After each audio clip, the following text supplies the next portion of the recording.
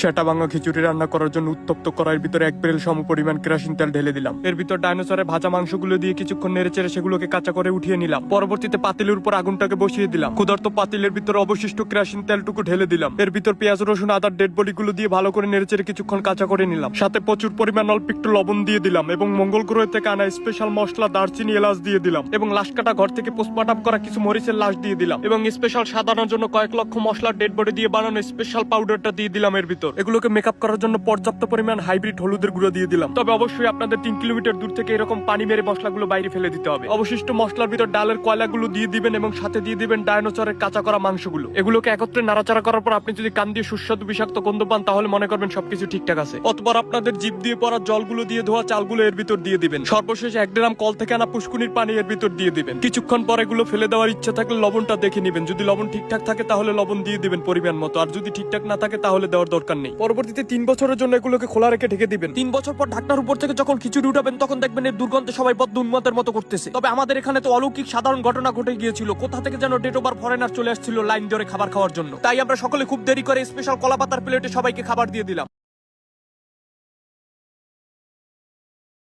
সেটা ভাঙা খিচুড়ি রান্না করার জন্য উত্তপ্ত কড়াইয়ের ভিতরে 1 বেরেল সম পরিমাণ কেরোসিন তেল ঢেলে দিলাম। এর ভিতর ডাইনোসরের ভাজা মাংসগুলো দিয়ে কিছুক্ষণ নেড়েচেড়ে সেগুলোকে কাঁচা করে উঠিয়ে নিলাম। পরবর্তীতে পাতিলের উপর আগুনটাকে বসিয়ে দিলাম। ক্ষুধার্ত পাতিলের ভিতরে অবশিষ্ট কেরোসিন তেলটুকু ঢেলে দিলাম। এর ভিতর পেঁয়াজ রসুন আদার ডেড বডিগুলো দিয়ে ভালো করে নেড়েচেড়ে কিছুক্ষণ কাঁচা করে নিলাম। সাথে প্রচুর পরিমাণ অল্প একটু লবণ দিয়ে দিলাম এবং মঙ্গল গ্রহ থেকে আনা স্পেশাল মশলা দারচিনি এলাচ দিয়ে দিলাম এবং লাশ কাটা ঘর থেকে পোস্টমর্টম করা কিছু মরিচের লাশ দিয়ে দিলাম এবং স্পেশাল সাধারণের জন্য কয়েক লক্ষ মশলার ডেড বডি দিয়ে বানানো স্পেশাল পাউডারটা দিয়ে দিলাম। এর ভিতর এগুলোকে মেকআপ করার জন্য পর্যাপ্ত পরিমাণ হাইব্রিড হলুদের গুঁড়ো দিয়ে দিলাম। তবে অবশ্যই আপনাদের 3 কিলোমিটার দূর থেকে এরকম পানি মেরে মশলাগুলো বাইরে ফেলে দিতে হবে। অবশিষ্ট মশলার ভিতর ডালের কয়লাগুলো দিয়ে দিবেন এবং সাথে দিয়ে দিবেন ডাইনোসরের কাঁচা করা মাংসগুলো। এগুলোকে একত্রে নাড়াচাড়া করার পর আপনি যদি কান দিয়ে সুস্বাদু বিষাক্ত গন্ধ পান তাহলে মনে করবেন সবকিছু ঠিকঠাক আছে। অতঃপর আপনাদের জিভ দিয়ে পড়া জলগুলো দিয়ে ধোয়া চালগুলো এর ভিতর দিয়ে দিবেন। সর্বশেষ 1 গ্রাম কল থেকে আনা পুষ্কুনির পানি এর ভিতর দিয়ে দিবেন। কিছুক্ষণ পর এগুলো ফেলে দেওয়ার ইচ্ছা থাকলে লবণটা দেখে নেবেন। যদি লবণ ঠিকঠাক থাকে তাহলে লবণ দিয়ে দিবেন পরিমাণ মতো, আর যদি ঠিকঠাক না থাকে তাহলে দেওয়ার দরকার নেই। পরবর্তীতে 3 বছরের জন্য এগুলোকে খোলা রেখে ঢেকে দিবেন। 3 বছর পর ঢাকনার উপর থেকে যখন খিচুড়ি উঠাবেন তখন দেখবেন এর দুর্গন্ধে সবাই বদ্ধ উন্মাদের মতো করতেছে। তবে আমাদের এখানে তো অলৌকিক সাধারণ ঘটনা ঘটে গিয়েছিল। কোথা থেকে যেন ডেট ওভার